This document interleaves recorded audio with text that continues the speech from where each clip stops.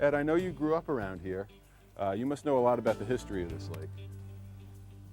Yeah, this lake is it's actually part of a chain of lakes called the Binniewater lakes, Dave. Mm-hmm.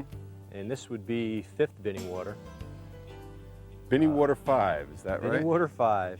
This area is full of limestone mines, where in the 1800s they mined the limestone out of the mountains here and used it to make cement.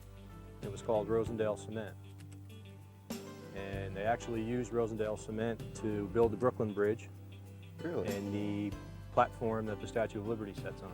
Huh. It was one of the strongest cements ever made. And it's cement made from limestone in this area? Made from limestone that was mined out of these hills. Wow. Did you used to fish here as a kid a lot? Yeah.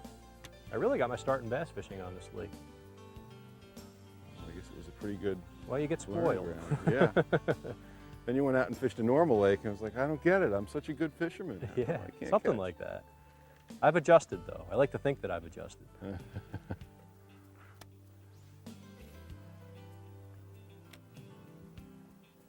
we go.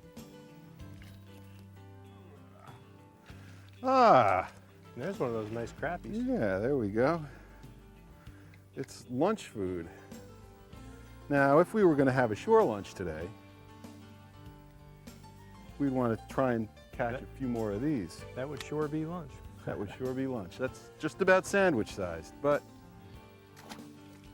we're not going to be eating any fish today. Now, is that a crappie or a crappie?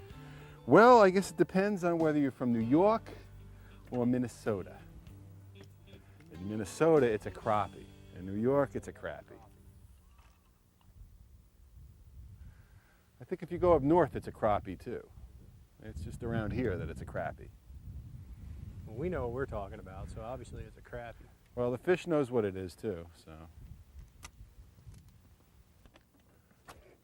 Woo! Yeah!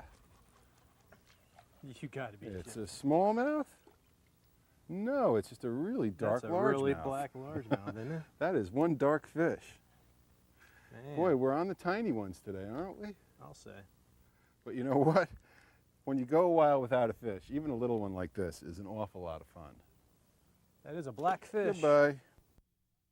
You know, on days like this when it gets tough, I prefer to go to smaller baits usually, a 4-inch worm, stuff like that, except in a situation where you've got a lot of shallow, heavy cover, in which case I like to go to a big fat worm. With big heavy line. Right, big heavy line, and get back up inside the stuff. If I'm fishing a body of water that I'm very familiar with, and I know where I can generally catch fish when the fish are active, then I'll definitely downsize my presentation, my bait, my line, and fish the areas that I know are holding fish. If I'm on a place I don't really know, and I'm not very familiar with, I like to think that no matter how tough the fishing is, there's always some aggressive fish that are going to be shallow, and they will bite. And rather than spending a lot of time with finesse presentations, which is a very slow way to fish, unless I'm fishing that way in an area that I'm convinced that there's fish there, I would rather take my time and cover water and try to find those few aggressive fish. Here's one.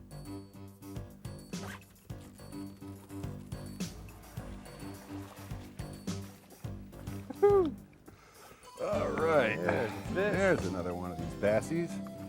Thank you. It's a nice little Williams Lake fish. Thanks a lot.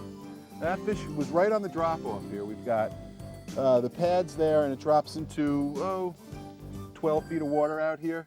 And it came right on the drop, barely picked it up. Another nice one. We're gonna try going into these lily pads with some heavier tackle, see if we can get some fish out of them. We just really haven't gotten on the fish yet.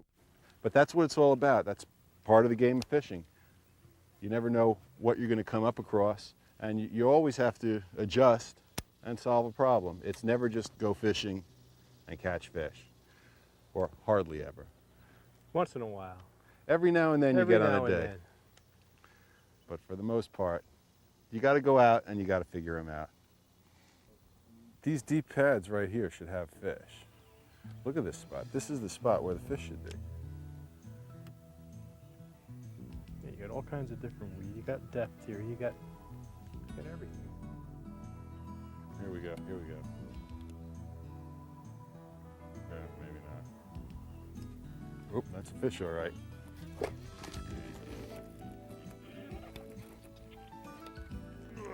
Come on, baby. There's one. There we go. We knew there had to be one in there. And there he was. Boy, Don't you love when that happens? I really do, but we worked so hard for this fish. We've been fishing for hours without a bite. And we finally got to a spot, and Ed and I both said, boy, there's gotta be a fish here. Now this little spot right here, it's got lily pads like everything else, but the water is a little deeper here. For some reason, these pads are growing out a little deeper here. All the pads in here have about 2 feet of water on them. But right here, there's 3.5 feet of water on the pads. We knew there had to be a fish there. And for once, we were right. It's not a bad little fish. And we're very proud of it today. So there you go. I'm gonna let it go right back into the weeds here so it can go back and live where it was. There he goes. Last year, I made an amazing discovery. PowerTroll batteries help me catch more fish. PowerTroll batteries last longer, have more power, and they're virtually maintenance-free. Because they have so much more power, even in the windiest of conditions, at the end of the day, you have plenty of juice left over. This means more fish, even on those long practice days. So if you need to catch more fish, get PowerTroll batteries. Ask your dealer for PowerTroll trolling motor batteries.